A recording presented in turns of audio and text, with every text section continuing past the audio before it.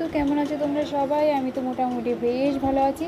দেখো আমাদের কাছে কি সুন্দর দুটো ফুল ফুটেছে, তো এখন এই দুটো ফুল তুলে ঠাকুর ঘরে যাবো পুজো দিতে। তো এই গাছটাতে দেখো, এই হলুদ গাছ আছে, একটা অপরাজিতা গাছ আছে। তারপর কি পুজো টুজো দিয়ে চলে এলাম রান্নাঘরে। আগে কিছু খেয়ে নিয়েছিলাম কারণ খিদে পেয়ে গেছিলো, তো খেয়েছিলাম সকালে।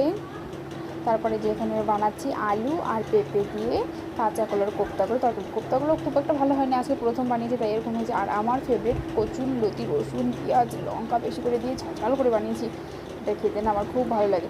আর এখানে বানিয়েছিলাম কোয়াশ ঘন্ট, আর এখানে বানিয়েছি, আর এই দেখো বিকেলে এটা এনেছে লাচ্ছা পরোটা। এটা যেন আমি খেতে ভালোবাসি কিন্তু বানাতে পারি না, কোনো মতেই হতে চায় না। তার জন্য বলেছিলাম একটা প্যাকেট নিয়ে আসতে, এটা সন্ধ্যা রাত্রে বানাবো, সবার জন্য একটা করে হয়ে যাবে।